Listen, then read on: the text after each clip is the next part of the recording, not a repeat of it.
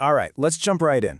We're talking about a tiny fruit from southern China that, believe it or not, is at the very center of a massive global health conversation and, at the same time, a high-stakes, billion-dollar business bet. Yep, this is the story of monk fruit. So why should you even care about this little fruit? Well, it all starts with this number, 589 million. That's not just some abstract statistic. That's the number of adults living with diabetes right now across the globe. It's a truly staggering health crisis, and frankly, it's only getting worse.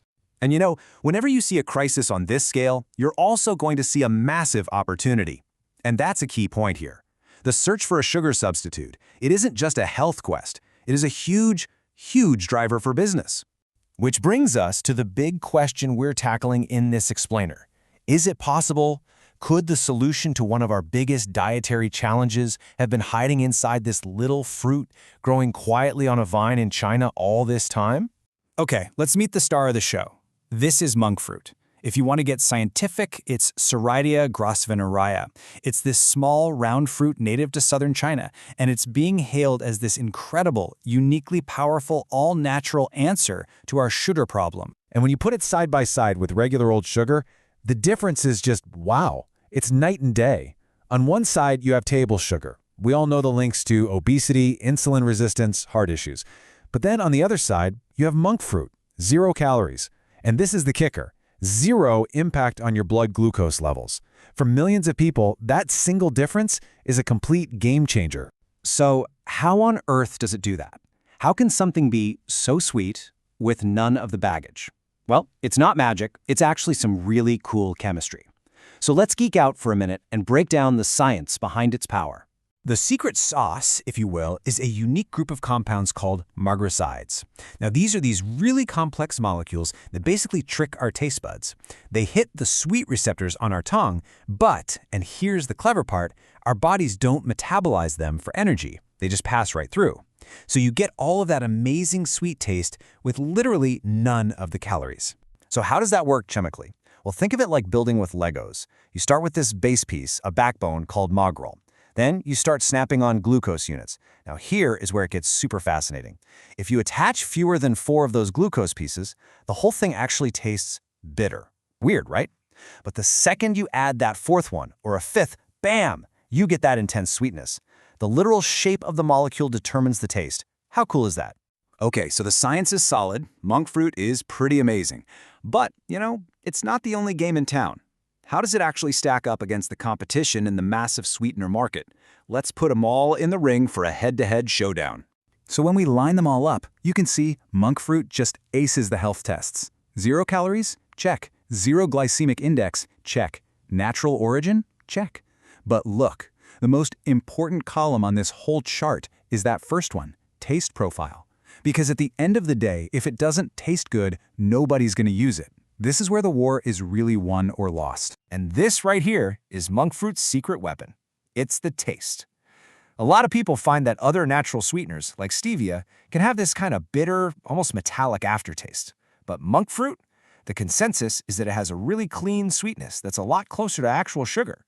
And for any company making food or drinks, finding that clean taste profile without the calories, well, that is the holy grail. So with great science and great taste, this should be a slam dunk, right? It should be everywhere. Well, not so fast. This is where the story gets a little more complicated. We're now getting into the messy, real-world business challenges that even a perfect product has to face. First, let's be clear, the opportunity is undeniably huge. The market for monk fruit is projected to grow at over 6% every year. That's actually faster than the rest of the alternative sweetener market as a whole. So people want this stuff. The demand is absolutely there, and it's exploding.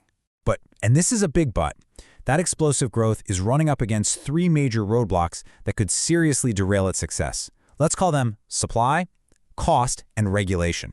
Let's break each one down. Hurdle number 1, supply.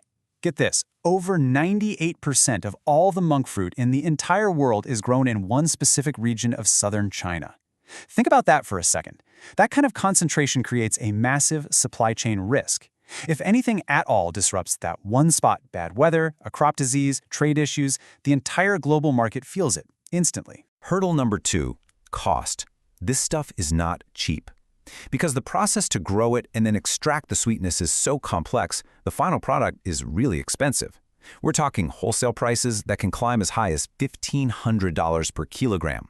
That's a premium price, and it makes it a tough sell against much, much cheaper alternatives. And finally, hurdle number 3, regulation. It's just a complex patchwork all over the globe. While it's approved and recognized as safe in the US and other big markets, it's still stuck under evaluation in the massive European Union. And in a high-potential market like India, it's kind of in a legal gray area. These barriers can stop a product from ever even reaching the shelf. So where does that leave us? You've got this near-perfect product on one side and these really tough, imperfect market conditions on the other. What's the big picture here? What's the takeaway? When you boil it all down, the story of monk fruit is really about something bigger. It's not just another option in the sweetener aisle. It's a potential health solution for a truly pressing global crisis. The stakes here are just so much higher than satisfying a sweet tooth. And that leaves us with this final, massive question. We have this ancient fruit with incredible potential, but it's up against these very modern challenges of supply chains, cost, and regulation. So the question is, can it overcome them? Can it actually break through to reshape our relationship with sweetness? The answer to that will have billion-dollar implications, not just for business, but for our health and the very future of our food.